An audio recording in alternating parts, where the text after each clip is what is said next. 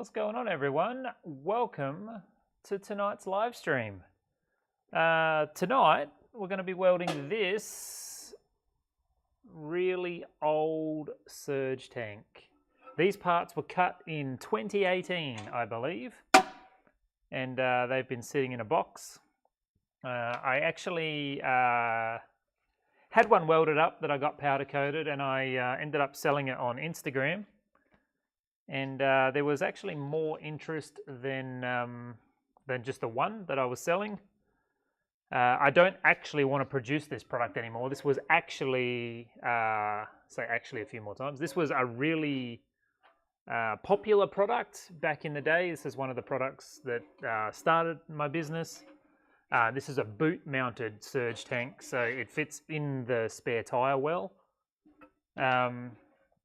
But they're just a product that I don't want to make anymore, and I have two left. So pre-cut parts, I have two left. They've let me get in this thing here. They've actually already been all engraved, so I have all the fittings, and here we go. Can you see that there? The light shining on it. So it's all engraved on where the fittings connect to.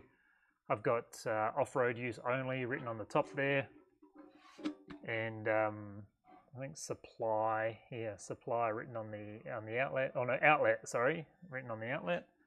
So I have two of these. So I'm going to weld up another one since the other one sold, you know, within a couple of hours on Instagram. Basically, I've got a box full of old cut parts and products that I've made minor changes to.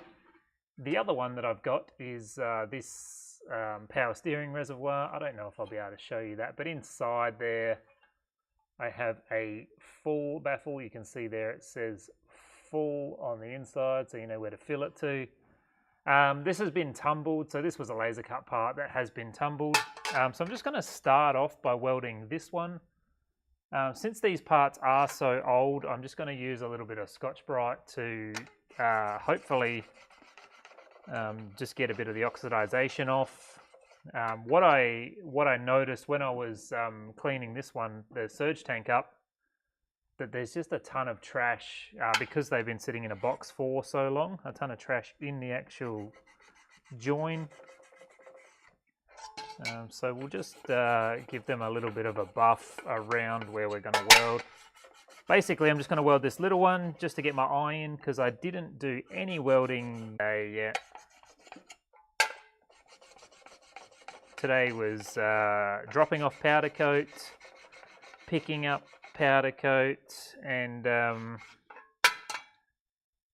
really just assessing the absolute mountain of work that I have to do in August. I'm trying to do a bit of pre-planning and you know, just the back end stuff that goes into running a business. It's not all just cutting and welding. Unfortunately, there is a whole bunch of stuff that goes into being able to be here. I might, while I've just got the Scotch-Brite out, I might just whip around this surge tank. Tonight when I went to boot up the stream, it was the first night, I think, ever where I could literally just load up my streaming software and everything just worked. I didn't have to frig around checking USB cables or making sure cameras were set and whatnot. I did still have to go through and set up the brightness on the two digital cameras, but that's to be expected. But fingers crossed the stream, I'm probably going to jinx it, but fingers crossed the stream goes smoothly tonight. And as far as the back end of it, and it will be the very first stream where it hasn't been absolute chaos getting it set up.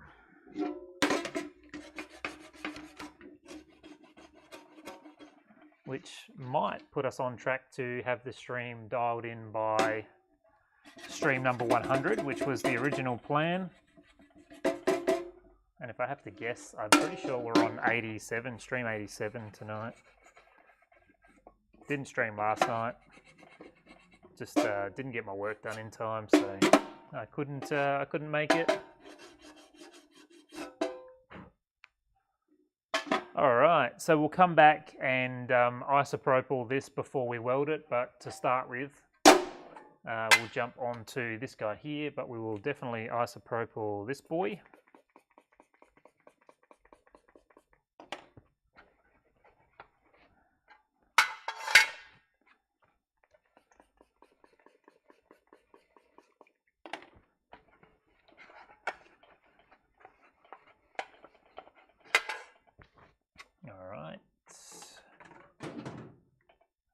Throw the isopropyl over the bench. Good, good, good. And okay, let's set this torch up. You guys are still looking here. Just going to swap out this tungsten. And let's just grab a piece of just a bit of filler rod whizzing around on the inside there will get any dags that are inside that that cup there. It's not too bad. It just looks dirty. Get that tungsten over here, and we'll get a fresh one. I have 3 pieces pre-ground, so pressure's on a little bit to get through this whole job with 3 tungstens. 2.4 mil serrated tungsten is what I'm using. So I push it in too far, we'll just pull it back out again. I'm going to ball this one before I start. There's no pulse welding or anything going on tonight, so I will just ball this guy up straight away. I've got about a 4 mil, that's probably a bit ambitious actually, we'll just push him in a bit. Got about a 4 mil stick out on that one, and we'll ball it from there. It is a gas lens number 5 cup on this one, number 20 CK water-cooled torch. Let's jump into the machine. And one thing I didn't do was focus this camera, so let's just jump in there really quick, configure the video, and focus that. Okay, that should be good. Close, done. All right, so I have a profile set up already for balling the tungsten, which for me is profile number 10. Basically, it's just the AC balance cranked all the way. And I use this brass block for balling. It has a little concave in it. I really like balling the tungsten in that concave. It makes no difference. Just gives me a place to do the same thing every time.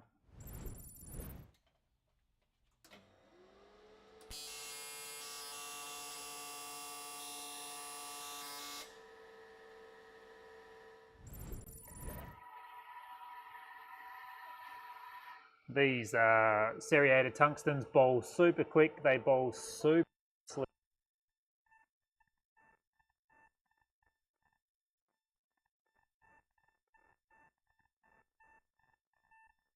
You really rate them for thin aluminium, 2% serrated. I'm just using, what do you call it? Unimig branded ones. Have we lost audio? Oh, yep. I just I leant across my microphone receiver then. Let's just clip this guy over here. The Unimig tungstens, which I can get at pretty much any tool shop around here.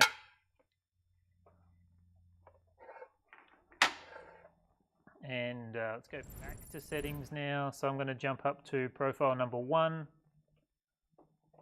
And if you were here the other night when we were welding, we were playing around with some new profile settings. So we've got those loaded up on the machine still. Auto, pre-flow and post-flow. No pulse, we're using optimal wave, 95 Hertz and negative 35 on the AC balance. The only other thing, I guess you want to know the amperage. So we're at 120 amps max on the foot pedal, 15 minimum. And the only other thing that I've really changed is on this machine is the startup level. Machine recommends 10%, I've dropped it down. And we've got current freezing and TIG antifreeze turned on. G'day Chris, how you doing tonight? Got some good news hopefully.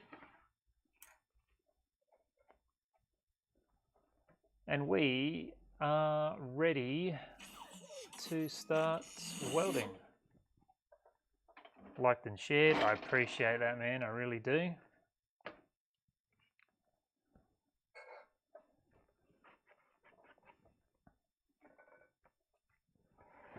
Are we ready? I think I want to just check the gas flow. 7 litres a minute on the torch, and also using a 1.6mm 5356 filler. Nothing, nothing super fancy. Let's go.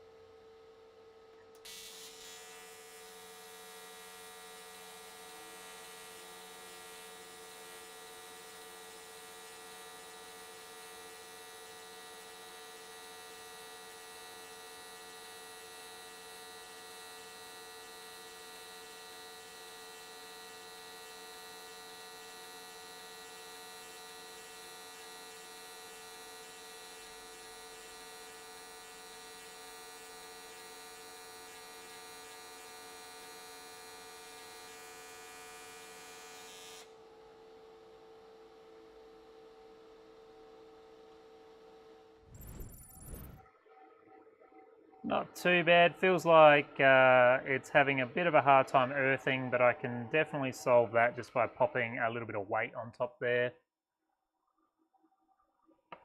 Got the Fronius up and running. Awesome, awesome. No word on the job yet. It's early days, I guess. But cool, man. You been able to do a little bit of welding with it. Ben, thank you so much for hitting like on the stream there. I really appreciate it.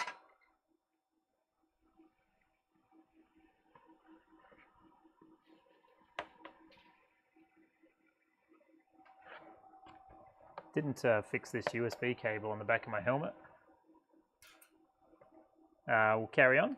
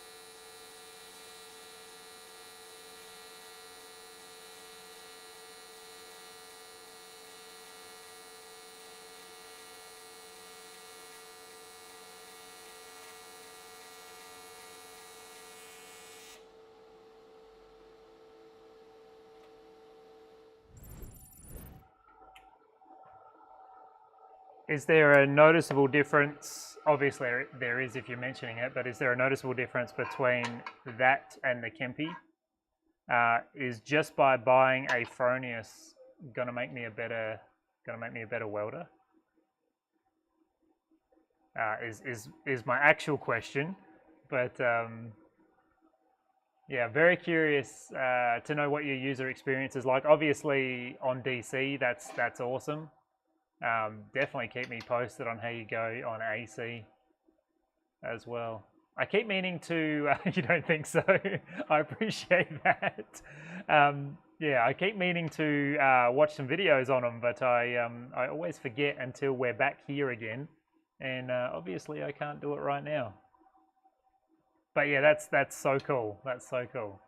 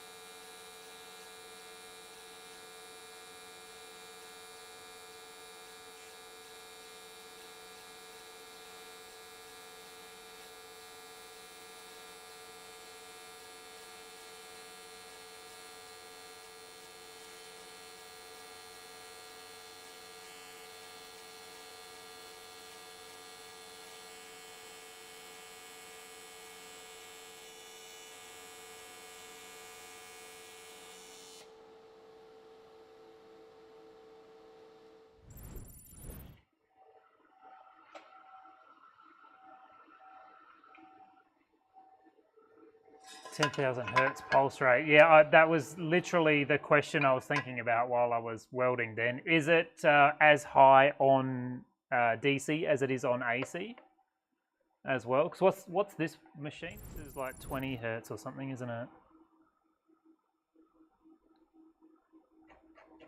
Yeah, 10, 20.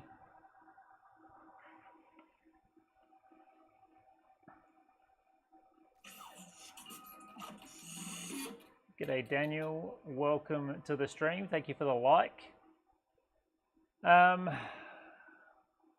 2000, yeah, 2000. So like anything 300 and above is like nice. But yeah, that's awesome. I've not put it into AC. Yeah, you will. I'm keen to know what it's like. I really must do a bit of research on them because I'm super curious. But yeah, totally awesome, man. That's so cool. That's so cool. What's the user interface like? Is it nice to use, or is it like back end menus like these Kempi machines?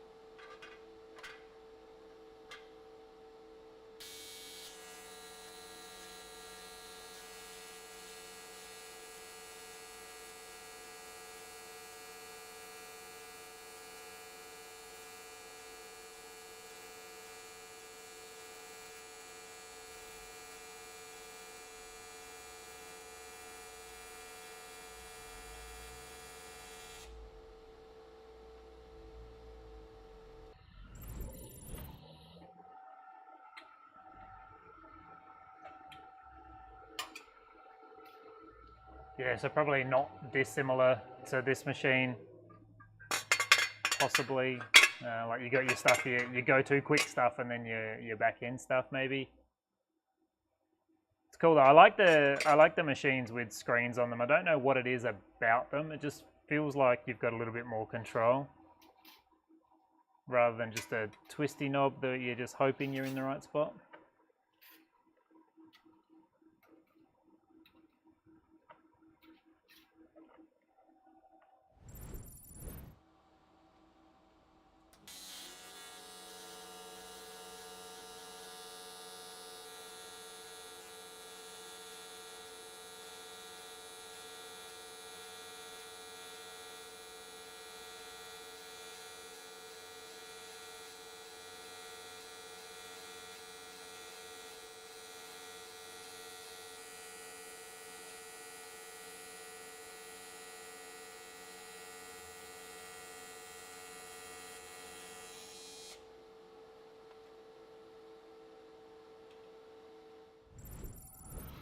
All right, well, I definitely don't feel like I got my eye in at all, but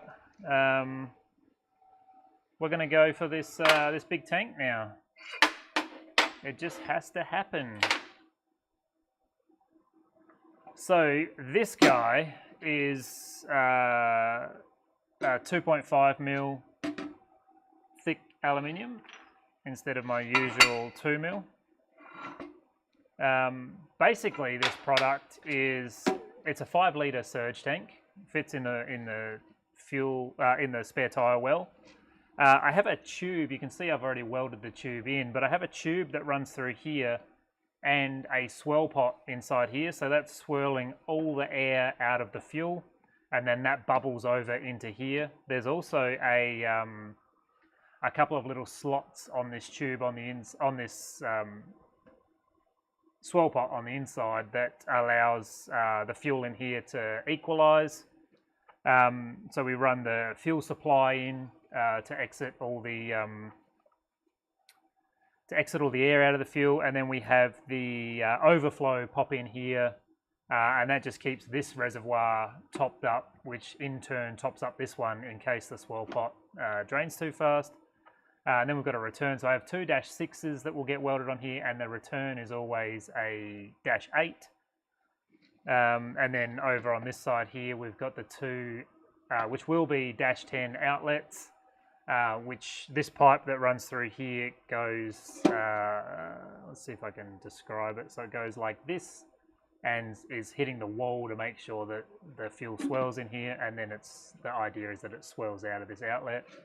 So there's a little bit of stuff going on inside, not dissimilar to my catch cans, where they're a little bit over-engineered.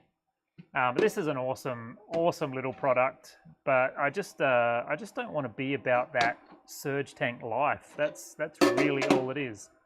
So we've got this one more, and then I'm never going to make them again.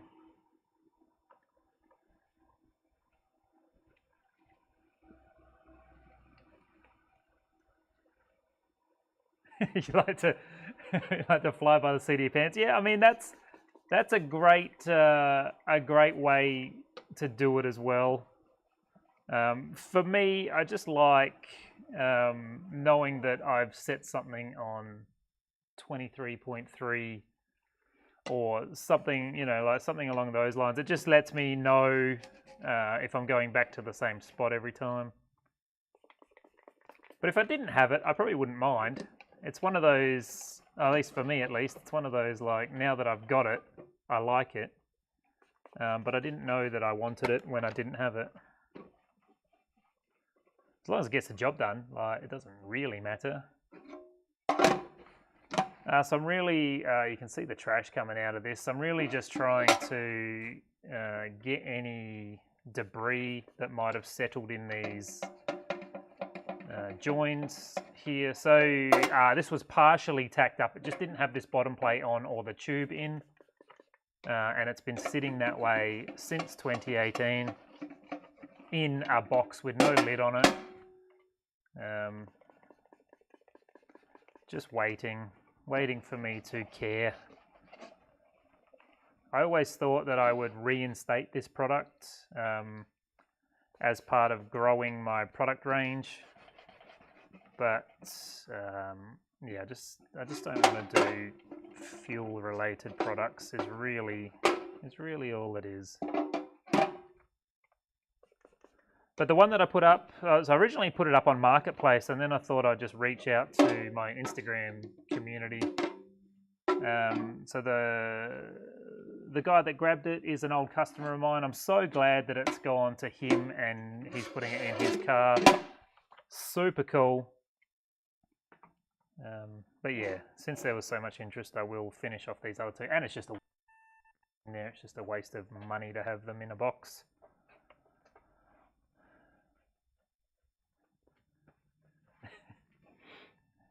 Welding by Braille, yeah. I mean, there's certainly a sound element to it. You know, I'm sure you can do all you can to get by. Let's jump into this machine. So I think we would be fine with 120 amps, but I'm just going to jump over to profile number 2, which is the same settings, just with higher amperage, just to stop us having to hang out too much. And I want to just get some tacks in the corners, and then we'll dive into figuring out how to weld this guy.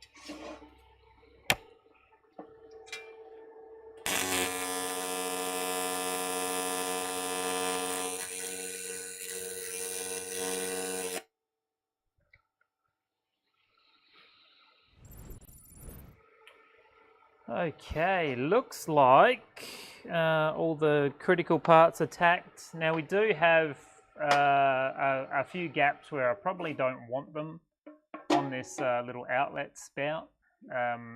Partly it's the nature of how I make this.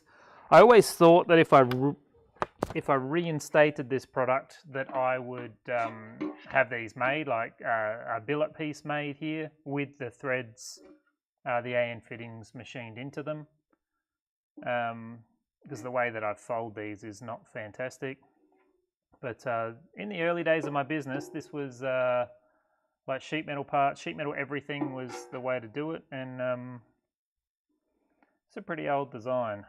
It's probably 9 years, would be 9 or 10 years old, this design. It's a yeah, it was a good little product. So let's just start with some nice easy ones and make sure we got these settings right. I'm just going to put a chill block on here, partly to chill and partly to hold it down so we get a better earth.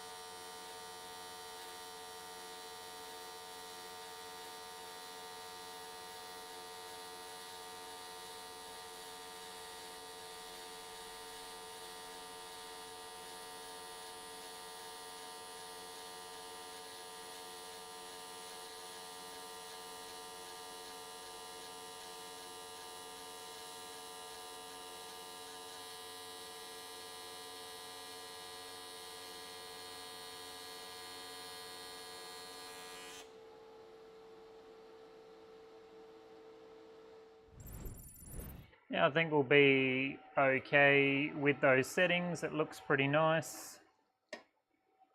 Can hear, I don't know if you guys can hear that, but there's like, you can hear the machine cycling, and I know it's just because we're on a lower frequency than normal. Always makes me feel like it's an earthing problem. Not too bad. Nice short little world, like nice easy one. Do I want to tackle this big curve straight away? I know I'm going to have to do it in 3 bites. I might just mark it so we can get the joins fairly easy.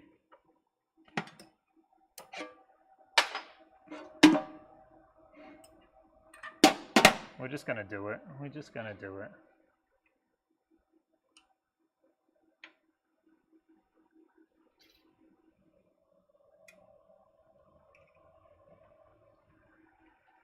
You've got, yeah, people importing them. We got the same thing going on here.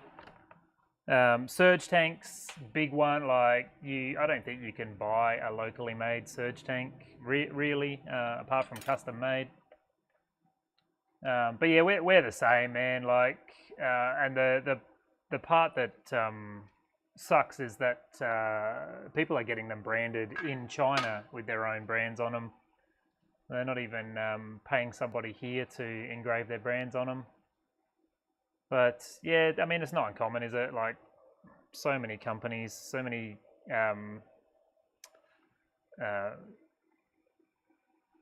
God, I can't even find the word, but like clothing stores, people who make wallets and whatnot, all those places just rebranding the same stuff. Fitness equipment's probably the biggest one. But I don't know.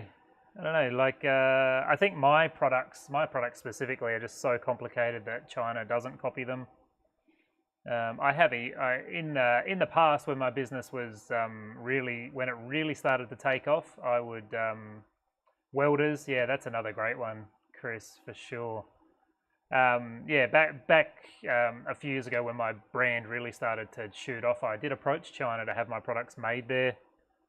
You know, like in the idea that quantity was better than quality, but I'm actually so glad in hindsight that I chose to stay small and you know, keep doing it the way that I'm doing it currently. But yeah, like, I mean, everybody's got to make a buck. That's just the way life is. But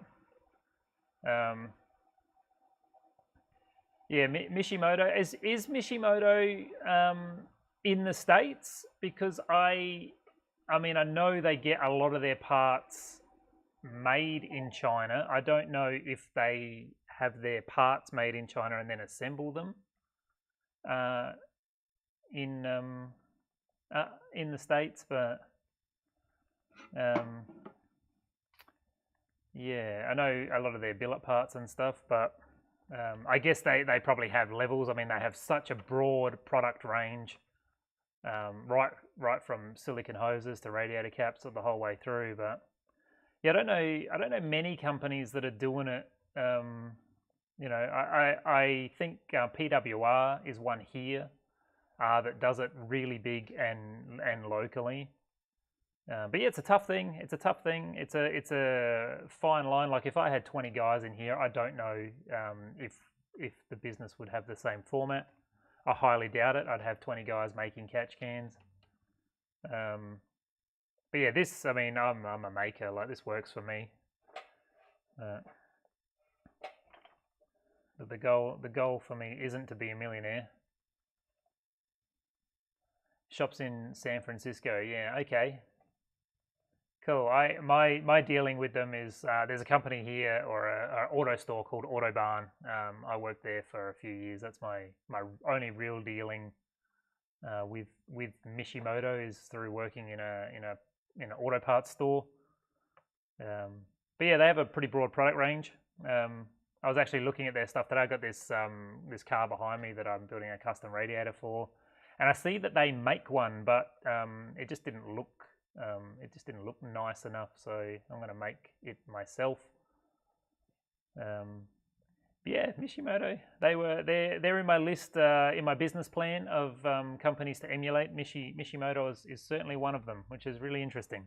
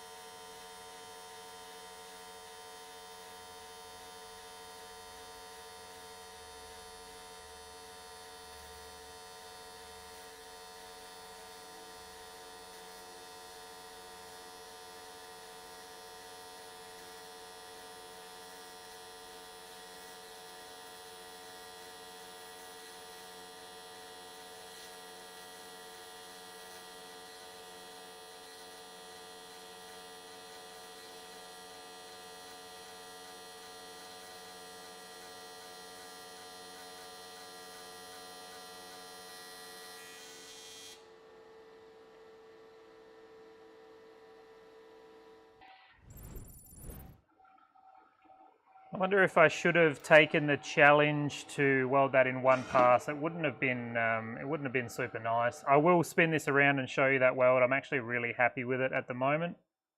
I'll just switch out. I'm going to try and keep long fillers for this one so I don't make a compromise. Bismoto stuff. I haven't heard of Bismoto before. Really subpar compared to what I can make. I think basically I got a RX-7 with a LS in it, and they actually make an off-shelf radiator, but a couple of companies do, but it just doesn't. Just the weld quality. I'm sure that the product is fantastic. But I used to love. I mean, I don't think I follow Mishimoto anymore, but I used to love their marketing was always with a dog in their offices. I thought that was had a broad appeal for a customer base. But I'm actually working on another business, which I won't speak too much of it, but that I'm going to morph this business into, and Mishimoto and God, his name escapes me, but I want to actually stock and sell their catch can range. So they've got such a huge range. I can't think of the other guy; it's escaped me. But yeah, big things to come in the future. We're slowly working on it. But yeah, catch cans from lots of different companies.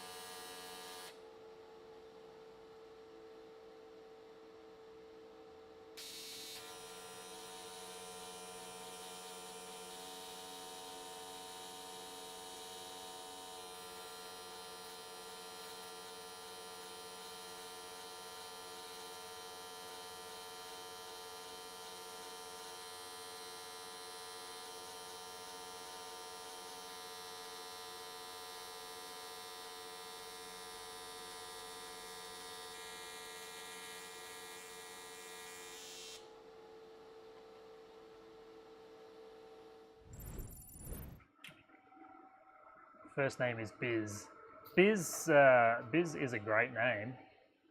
Absolutely. So this is coming along beautifully. So we've got a stop start here and a stop start here, and then another stop start on this seam here. Great consistency even over those stop starts. So if we can get a zoom in on them. Obviously you can see the etch line, but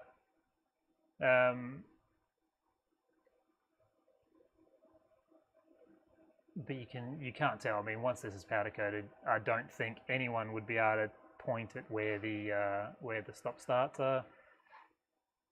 Really happy with that. Pulse welding right now? No, I'm not. I've stuck with the settings from the other night, so we're on the Optima wave at 95 hertz. It does have that flickering sort of sound, and I haven't decided. I'll pay more attention. I think it's just through the microphone. I don't think the welder is actually sounding like that.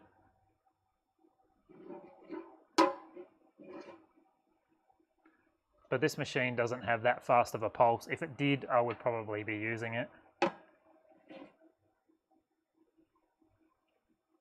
This is really nice to weld.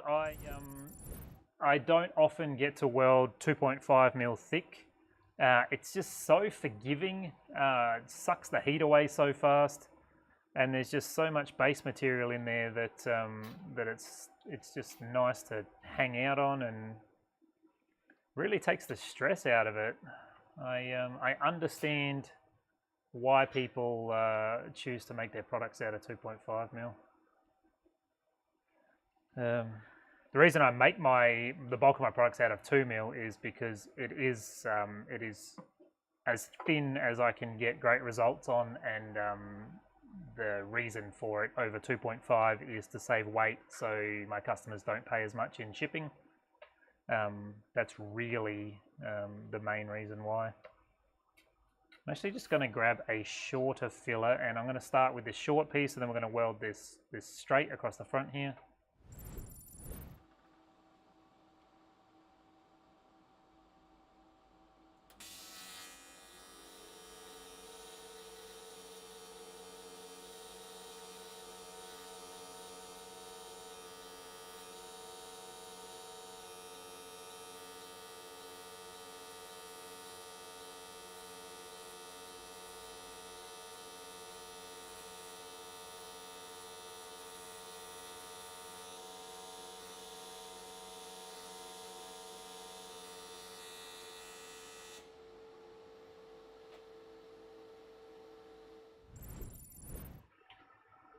Yeah, that pulsing that you can hear is in the microphone. So I have a 40 odd second delay, and it's not doing that tick tick tick in real life. It's only doing it through the earpiece for me. So I can see why you think that it's a pulse setting.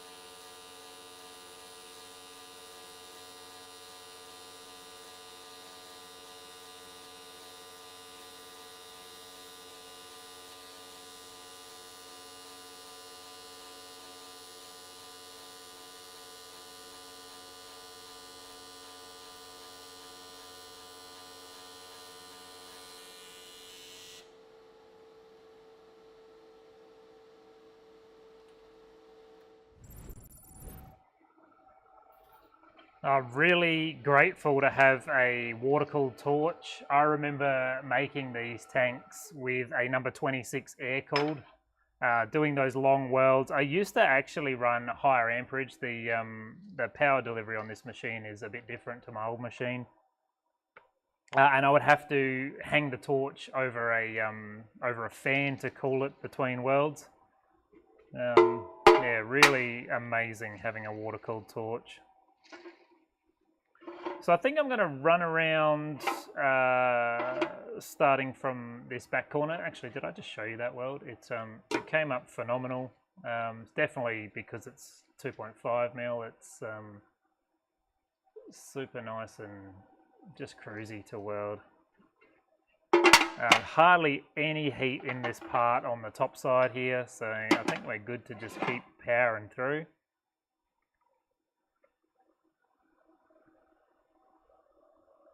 That's what drinking cherry cola, and we're going to practice on them. Killer, man! Oh, that's awesome. That's awesome. I like that you've got to drink them first. That's got to be mandatory, right? People trying to get into fab work from home.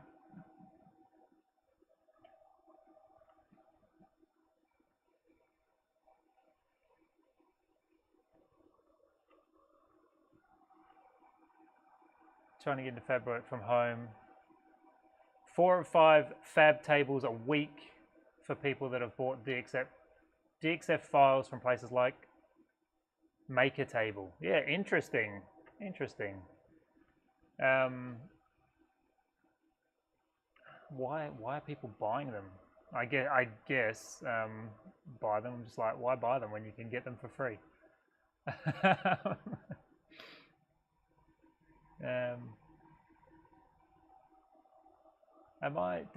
I missed your comment up the top here. A lot of guys here making custom airboxes for 4-wheel drive. Yeah, they yeah, it's a popular thing. Airboxes is one of those, I don't know, it's one of those funny, and same with snorkels, it's one of those funny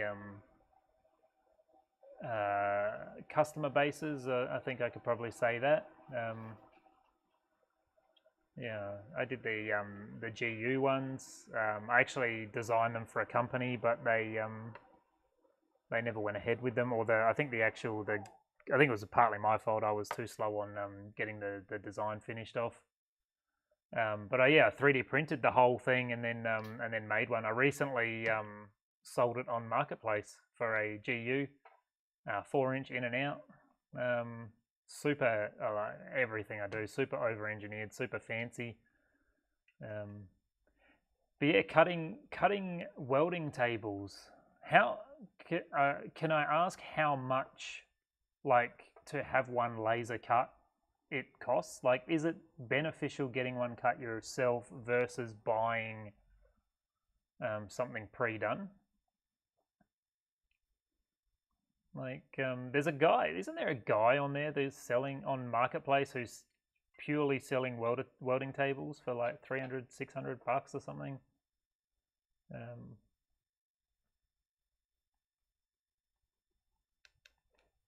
Everybody wants snorkels. Yeah, there's a couple of businesses around here that in the last 2 years have just pivoted from making like sliders and stuff to exclusively making snorkels. It's really awesome to see. I just like the jigs are huge, probably smaller than rock sliders. Like they might welcome it, but yeah, there's I think the automotive industry has taken a big shift from petrol performance cars to diesel 4-wheel drives. But yeah, I think there's an unlimited market if you wanted to get into diesel work, especially in Queensland where we are. It's the hugest scene ever.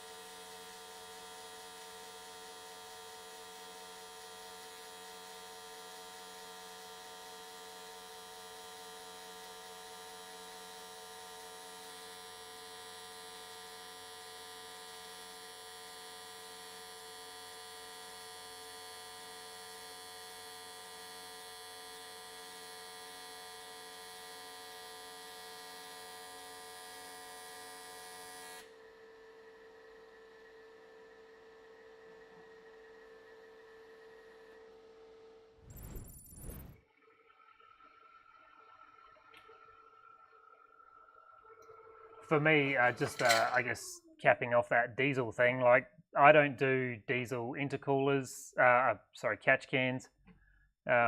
It's a super overcrowded market, and I think you probably noticed that I only sort of do like forgotten cars. I try and focus on cars that that don't have a mainstream following anymore. So I'm not doing anything for the 8.6, the new Supra, the GR Yaris, or anything that's really popular right now. All my cars are from the 90s, 80s, 90s, and early 2000s. I think that's how I've managed to build a business around it as well. But that's just my thoughts. Got a junkyard. They sell aluminium cold air intake tubes for $10 a piece. Chop them up and make all kinds of awesome. I'm all for recycling. That's cool. What are the tubes from originally? Like, is it like just a 3-inch or 3.5-inch round pipe? Is that effectively what you're getting from them? The table, like one I'm on now in the States, is almost $1,000. Yeah, this is the Certiflat table. This is their 600 by 1200, which is probably 3 foot by 4 foot for you. I actually have no idea what I paid for it. I have no idea. Let me have a look. It might not be the current price, but I'm curious. Bought it from Hare and Forbes here in Brisbane, and let's see what they're selling them for right now. I didn't get the leg kit with it. I'm actually using a 600 by 600 leg kit because I wanted to be able to put the welding machine in underneath. Welding tables. How do they figure this? Welding table tops. Yeah, I'm really curious what this tabletop is worth. They don't sell them anymore. Let's see if they do a leg kit with them. Yeah, so I previously had the fixture point welding table. Originally, I had the same table you're using, Daniel. That fold-up table. I started my business on one of those. It was bloody awesome. Fixture point welding table is what I changed to from Strong Hand Tools, and then this one here. I'm so curious. No, they don't sell them anymore. I have no idea what I paid for it. I can't see myself having paid that much though. I might have gone to $800 for a tabletop. The cool thing about these, like $10.90 on the table. Did you find that? And I couldn't. I guess I didn't put my heart into it, but just for the tabletop, or is that with legs? Stronghand have actually got all their designs available, which makes it really cool for me. Like when I was trying to figure out how these leg systems worked, I could drop all their CAD files into Fusion 360 and figure them up. They're under tabletop, so I couldn't see them. I might have had a filter on. Interesting. $1,000. I probably got it on sale. I can't see me paying that much for a table. $800 sounds about right. But yeah, very interested. I guess at $1,000, it's probably worth getting your own laser cut. Yeah, yeah, interesting. But yeah, I think there's a market there. Have you seen the ones that KO Welding have released? They look really nice with a tape measure on them. Looks like they're doing quite well. You'd have cut one $900, 1200 by 2400. Interesting. And that's 6 mil, 5 mil, 6 mil thick, is it?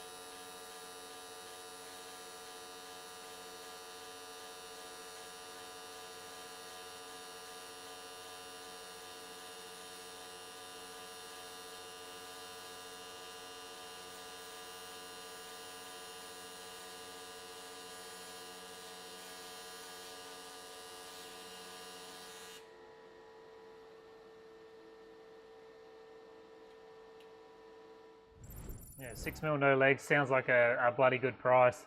I actually really wish that I got the 900 by 1200 table in hindsight. Originally when I got this table I had a 600 by 900 and then this one side by side. It was plenty of bench. But since streaming, I need room for the computer and all the other jazz, the lights and everything. I just wish I had a bit more depth so I could put all my stuff up the front there. So we cruised around there beautifully. So a little bit of overhang across the front here on the swell pot. So these I cut flat and then I roll them into a cylinder. Just so I could get all the holes and all the cutouts done. So they might not be perfectly round. I think they're pretty damn close. But yeah, so I just have a welded seam on the inside in here. So we're going to have to go really slow up to this first tack, and then we should be good until the third tack to roll around. That's more just verbalizing for my own benefit, but we are going to have to do this in a couple of bites. Guy Caboolture, wow, $2.5 grand. Is that the guy that advertises them up on Facebook there? So he's something like, isn't his business is something table related or fixture related? But I mean, that seems like the price, doesn't it, for a table that size? That's a big old table, yeah. I mean, it's all about advertising, isn't it? I'm sure you could advertise the ones you cut, you know, for $1,800 or something, and you know, probably sell a few, no worries. Especially if you offer delivery, I'm sure you could SMC Fabrications, yeah, that's the one. Yeah, I mean, I absolutely think there's a market for them. You know, there's a range of self-assembly, pre-assembly, and offering delivery is, yeah, there's something there. There's always something there.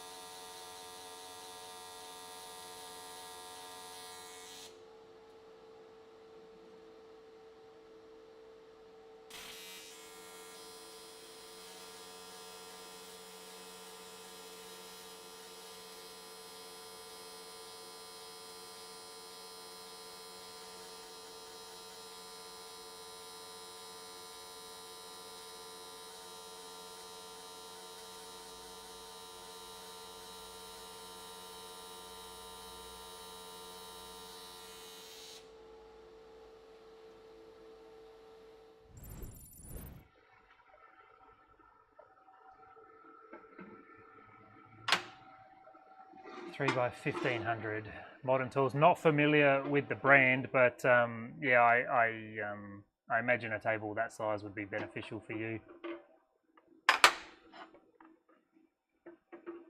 For sure. Ah, okay. Yeah. Yeah, that'd be the ultimate table then, wouldn't it?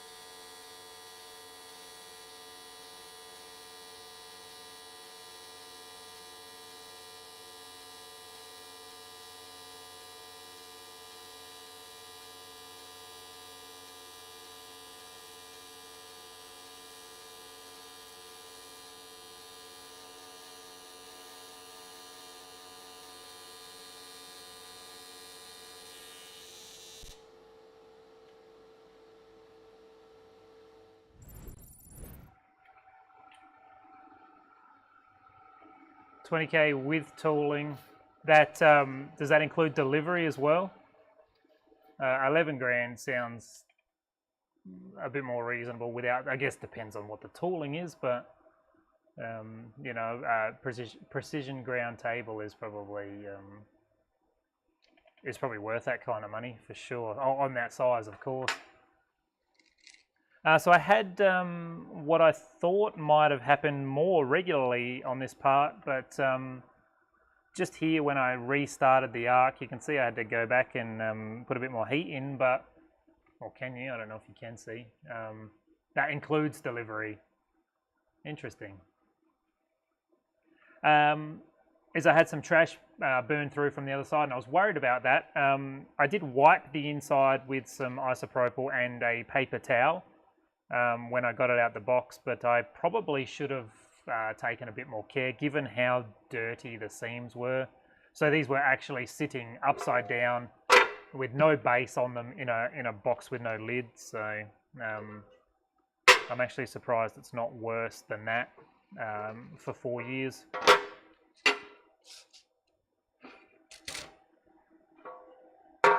So the fun part, I guess, I was going to do the vertical welds, but the fun part is going to be welding this outlet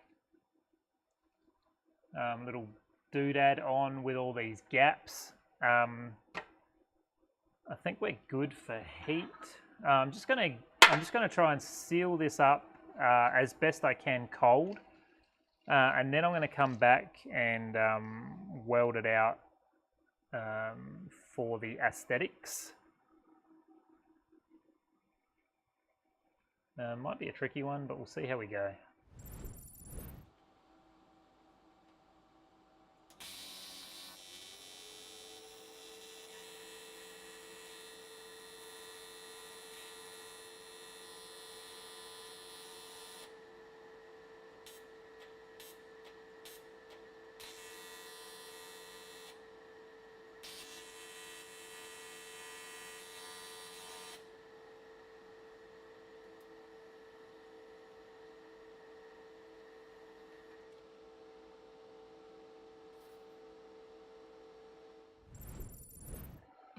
I'm just tempted to grab a 2.4mm filler, because at least that will wick a fair bit of the heat out.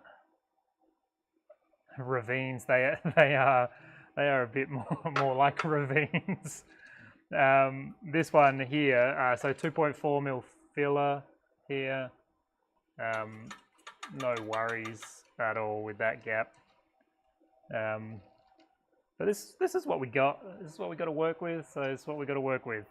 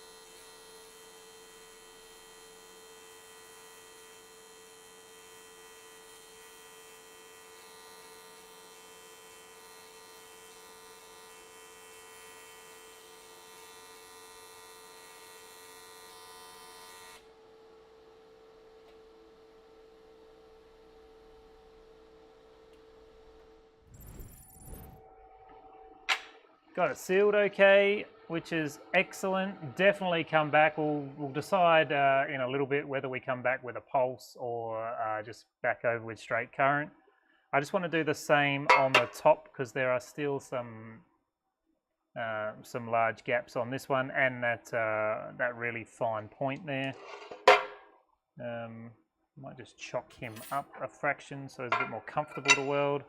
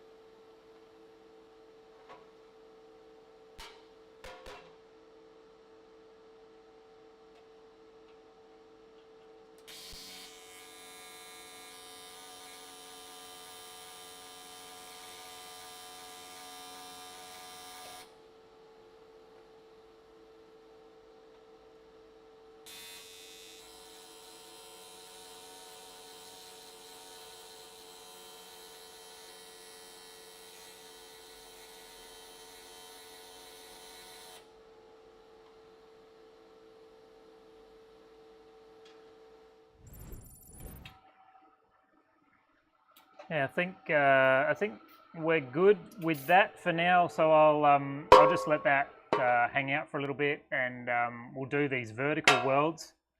Then come back, we'll hit it with the air gun and weld that thing out properly.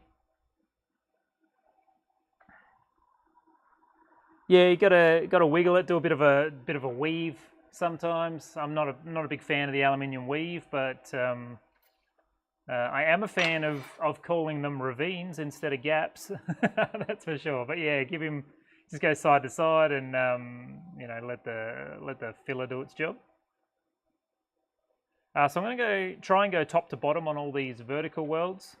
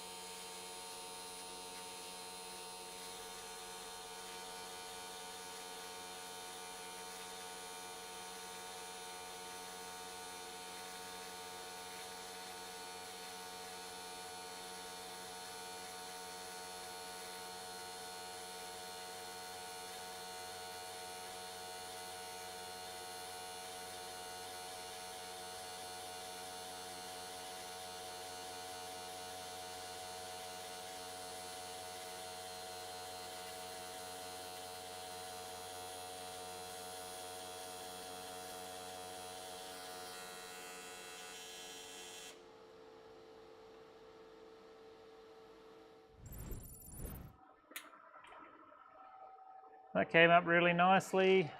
That camera, yes. Really happy with that. So still using the 1.6mm filler coming up there. Really happy with how that went. Try and get down the bottom here.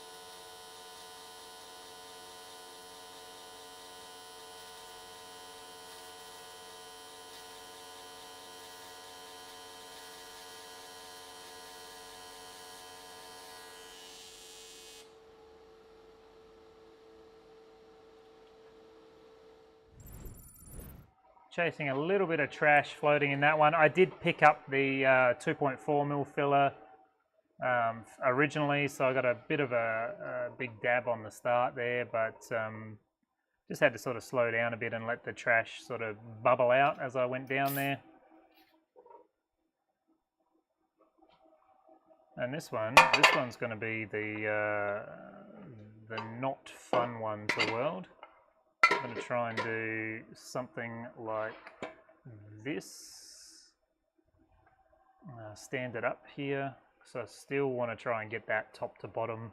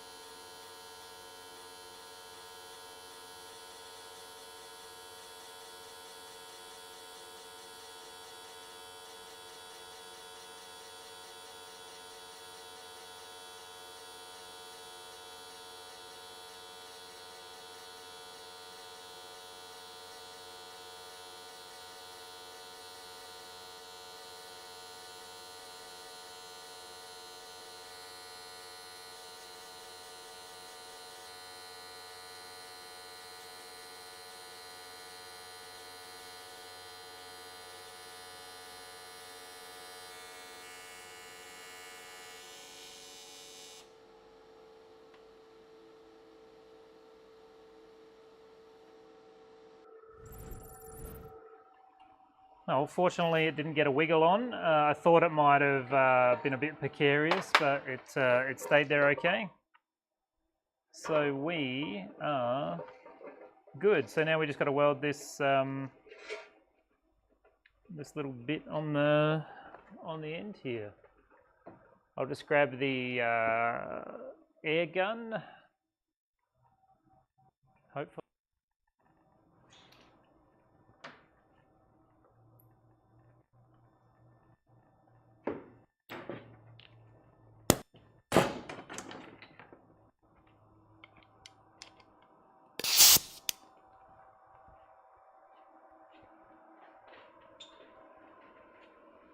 And I'll pop you guys in a welding screen while we just blow air on this thing.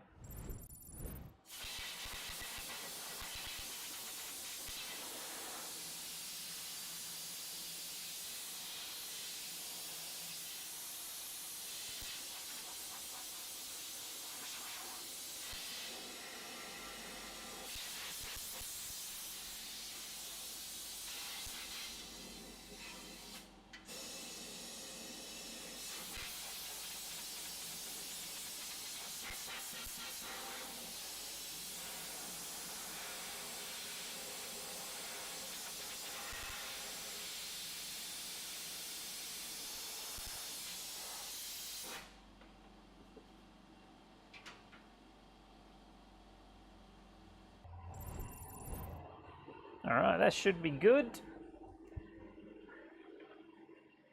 I think the final question is, are we doing this pulse or straight current?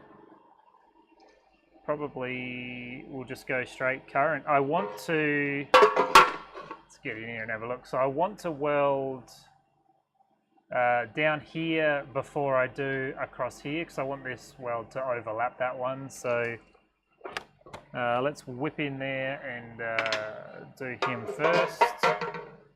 Oh, I just saw I haven't finished my vertical welds yet. We'll come back since we've cooled the part down. There's a cheeky one at the back there.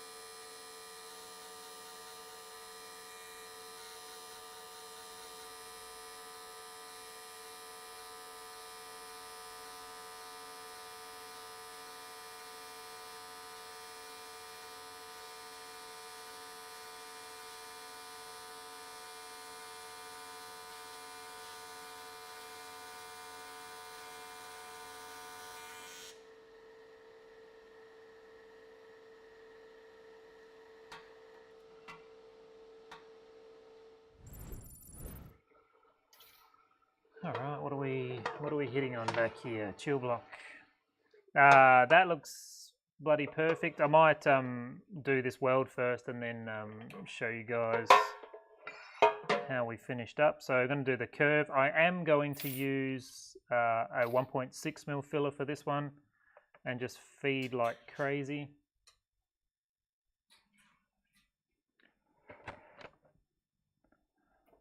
Trying to figure out my prop situation. I think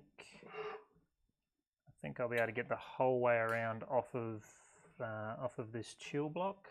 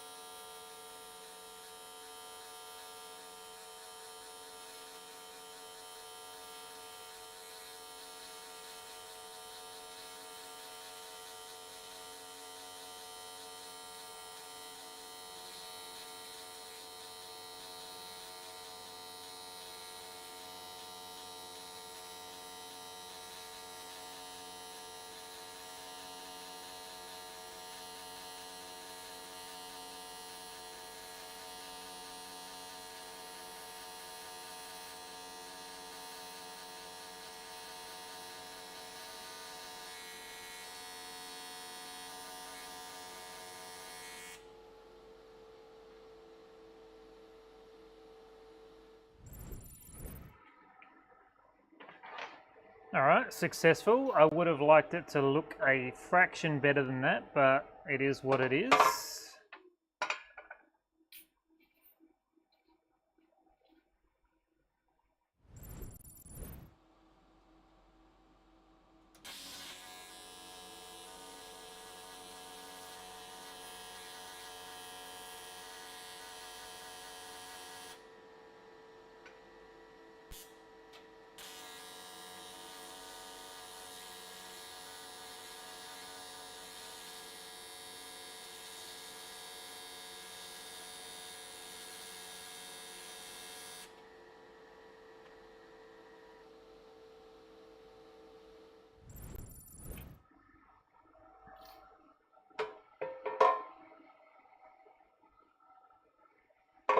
And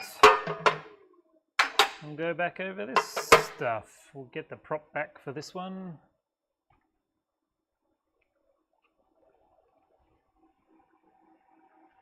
Keep wanting to grab that 2.4mm filler. I need to move it.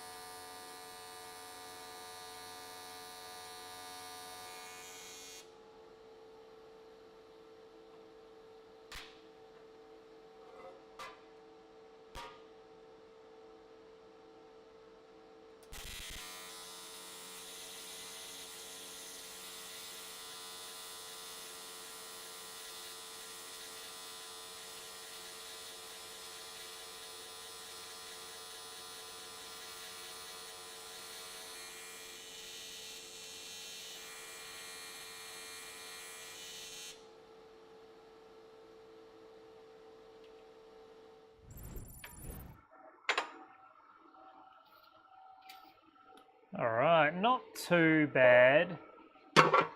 So this top weld here, I would have liked a bit more consistency. I probably should have actually used the prop instead of just resting my hand on a chill block. But all in all, it's not too bad. Going back over these welds across here worked really well. And then this joint at the bottom here, pumped a lot of heat into it, so it's not quite as shiny as the other welds. You can see the shine. Where are you guys? This way. I move the camera instead of the part. So we just lost all the shine going through here, but it is a really good weld. Really, this part needs to be sealed well. Once the fittings go on before the brackets go on, this part will get pressure tested. Just unfortunate that the fittings need to go on before I can pressure test it, but that's how I fit my pressure tester. Hopefully, it looks good, so I don't think we'll have to touch up any welds, but if we do, we do. Let's try and grab a filler without grabbing a new one. This one should get the distance done.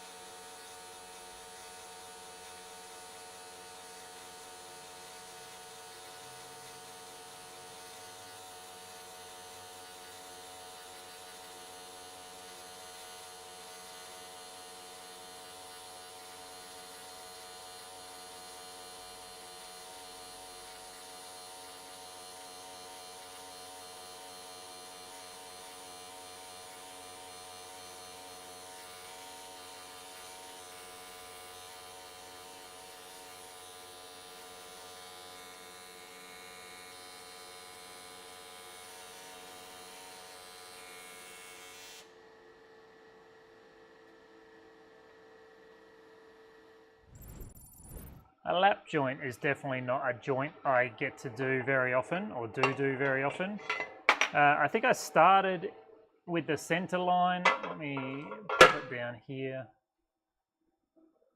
I think I started with the center line here up the top and then wandered off to the side. Obviously, I need to practice my lap joints.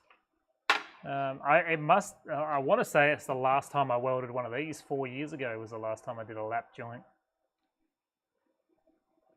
Crazy. But nice to know. I like to point things out that need attention.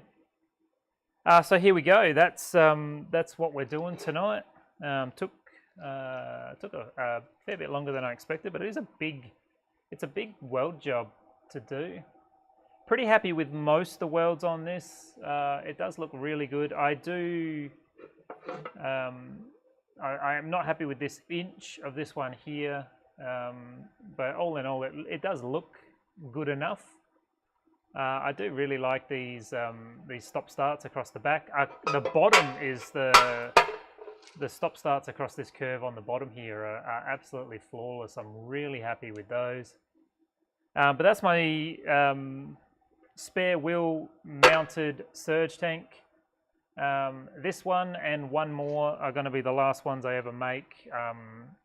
This particular one, I'll reach out to the couple of people who were interested, but will probably go up for sale in a few weeks. And we'll do the other one another time. But yeah, that was a good fun project to do something a little bit different. I love welding 2.5mm thick alloy. What a dream that was to weld. It's so easy. Anyway, that's it. The Friday night stream. We've gone an hour and 40. I think that's bloody good.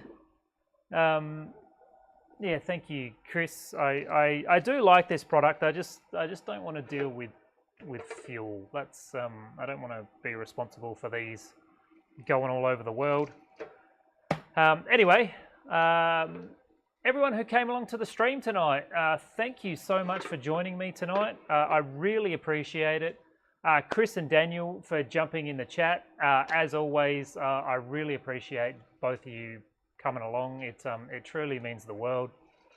The VOD. I'm trying to think of all the things I say. The VOD, if you're watching this after it was live on YouTube, hit the like, leave a comment.